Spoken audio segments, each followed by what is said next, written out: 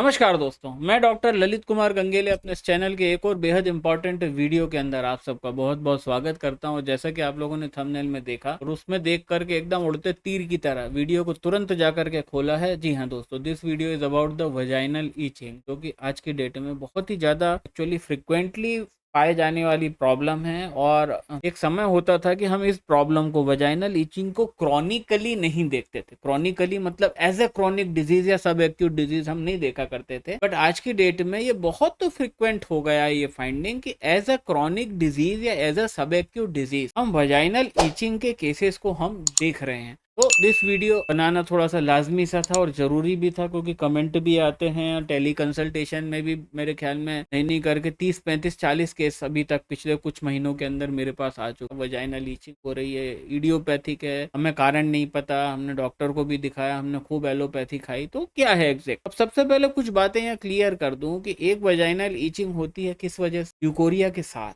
कि साहब ल्यूकोरिया या फिर श्वेत प्रदर का जो प्रॉब्लम रहता है उसके साथ एसोसिएटेड जो ईचिंग ऑफ द वजाइना होती है, कि ल्यूकोरिया आ रहा है, what ever the type of the leucorrhoea, पतला है, गाढ़ा है, कैसा ही ल्यूकोरिया, बस ल्यूकोरिया के साथ जो वजाइनल ईचिंग होती है ना, ये वीडियो उस बारे में नहीं, उस ईचिंग के बारे में अपन बात नहीं कर। दूसरी चीज, कई बार महिलाओं को भी प्राइवेट पार्ट्स के आसपास जो है फंगल इन्फेक्शन, रिंग वॉर्म या दांत खाद खुजली हो जाती है। तो एट दैट मोमेंट होता क्या है, वो दांत खाद खुजली, क्योंकि थोड़ा सा ज्योमेट्रिकल डिजाइन मेल ऑर्गन और फीमेल ऑर्गन का जो फर्क है हमको जो दिखता है, तो वो डिजाइन की गड़बड़ी के कारण, मतलब मैन्युफैक्चरिंग डिफेक्ट के कारण महिलाओं के अंदर इस तरह का फंगल इन्फेक्शन वजाइना तक स्प्रेड होकर चला जाए, वो आम बात है बहुत ही ज्यादा। उसमें कुछ नया, कुछ आश्चर्यजनक नहीं है। तो वहां पे भी ईचिंग पैदा होगी due to the fungal infection in the private part. तो ये वीडियो उसके बारे में भी नहीं है, हम उसके बारे में भी बात नहीं, हम एग्जैक्टली बात कर रहे हैं एक स्टैंड अलोन वजाइनल ईचिंग जो कि प्रेजेंट है एज अ डिजीज, हम उसके बारे में बात कर रहे हैं यहाँ। तो this is what is known as the vaginal itching. अब ये बहुत ज्यादा प्रॉब्लमेटिक होता है, सामाजिक रूप से बहुत ज्यादा प्रॉब्लमेटिक होता है, क्योंकि आप एक चीज समझ सकते हैं कि ईचिंग एक ऐसा सेंसेशन है जिसको सप्रेस करना अपनी विल पावर से एक्चुअली बहुत ज्यादा इम्पॉसिबल। कि अगर आप बैठे हो, अगर आपको ईचिंग नहीं हो रही है तो आपको ठीक है, कोई प्रॉब्लम नहीं है ना। बट कभी भी आप देखिएगा कि अगर आपको भी बॉडी के किसी भी पार्ट में, मैं बोलता हूँ, ईचिंग होती है, तो कई बार उस ईचिंग की इंटेंसिटी इतनी ज्यादा होती है कि आप सामाजिक सीमाएं तोड़ने के ऊपर मजबूर हो जाते हो कि नहीं यार, मेरे को कुछ तो करना है यार। या तो आप मीटिंग में बैठे हो, तो या तो आप यूरिनल का बहाना करके जाते हो, मेरे को सूसू आई, मैं सूसू करके जाता हूँ, उसके बाद वहां पे आप जाकर खुजा लेते हो।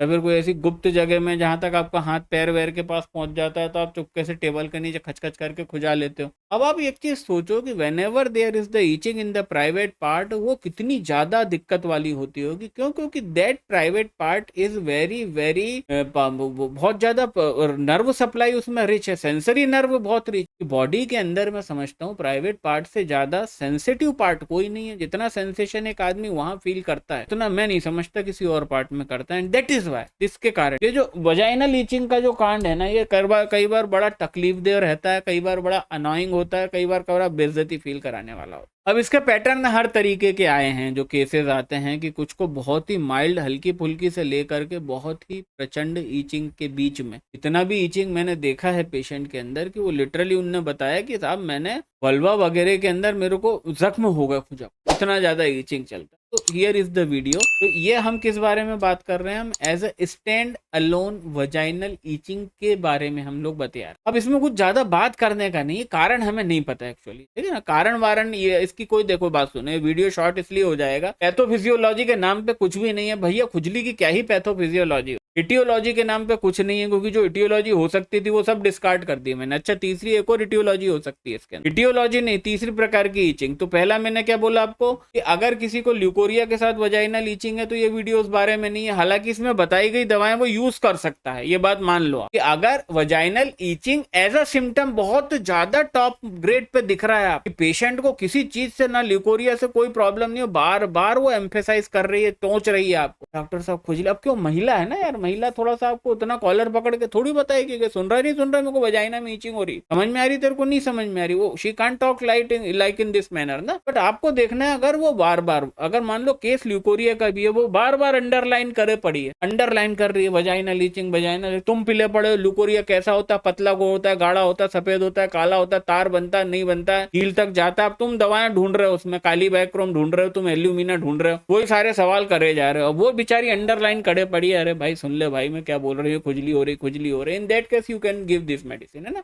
एक तीसरा सिनेरियो और होता है, वॉर्म्स के कारण कई महिलाओं को होता है, क्योंकि एनल ओरिफिक और वजाइना के बीच में बहुत कम डिस्टेंस है, तो कई बार वॉर्म्स मैनिफेस्टेशन जिन महिलाओं को होते हैं वो कहीं ना कहीं वजाइनल अफेक्शन कर देते हैं, वहां पे भी ईचिंग होती है। तो ये ईचिंग को वैसे तो आपको ऐसी कंडीशन में नहीं यूज करना है, पर अगर सिम्टम्स एग्री कर रहे हैं और पेशेंट का स्टेटमेंट बार बार यही जा रहा है, जैसे फंगल इन्फेक्शन हो गया, वो फंगल इन्फेक्शन के साथ बार बार बोल रही है, बोले नहीं सर वो जांग वांग पे खुजली तो कम चलती है सर, मेरे को वहां पे बाथरूम की जगह बहुत खुजली चलती, बाथरूम की जगह, बार बार अंडरलाइन करे पड़े, तुम लगे हो बड़ा रिंग बना है, छोटा रिंग बना है, रिंग की पेरीफेरी पे खुजाता, तुम्हारी डॉक्टरीज खत्म नहीं हो रही, पेशेंट को तो सुन लो भाई क्या बोल रहा है वो, अगर ऐसा वो बोल रही है तो हाँ आप ये दे सकते हैं। अदरवाइज तुमको जब ये तीनों केस आएंगे तो पहले तुमको मेन मुद्दा एड्रेस करना है। कहने का मतलब ल्यूकोरिया एसोसिएटेड विद ईचिंग है, जब तक वो इतना ज्यादा एम्फेसाइज नहीं कर रही, तुमको इलाज ल्यूकोरिया का करना है, इसकी मेडिसिन अभी यूज नहीं करना। वॉर्म्स का केस है, तुमको वॉर्म्स का ही इलाज करना है, ईचिंग एड्रेस नहीं करना है, अनलेस अनटिल वो इतना तुमको जोर नहीं डाल देती, प्रेशर नहीं डाल देती कि आप सोचने को मजबूर हो जाओ यार इसका मेन सिम्टम वॉर्म्स है कि ईचिंग है। अगर आपको लग रहा है इसका main presenting complaint is the vaginal itching, तो आप वॉर्म्स को छोड़ के पहले ये मेडिसिन दो, ईचिंग बंद करो, फिर वॉर्म का इलाज करो। In the same manner fungal infection, अगर फंगल इन्फेक्शन से ज्यादा, रिंग वॉर्म से ज्यादा वो बोल रही है नहीं बगल में तो चली नहीं रही खुजली, मेरे को तो वजाइना में चल रही, तो आप रिंग वॉर्म के केस में यूज कर सकते हो ये मेडिसिन। अदरवाइज आपको काम रिंग वॉर्म पे ही करना है। वजाइनल ईचिंग को पकड़ के मत बैठ जाना कि वीडियो देखा था पता था वजाइनल ईचिंग पे ये दवा है, तुम पकड़ के बैठ गए और अब तुम वजाइनल ईचिंग पे काम कर रहे हो। तुमने तीनों केस के मेन मुद्दे छोड़ दिए, तुमने रिंग वॉर्म छोड़ दिया, तुमने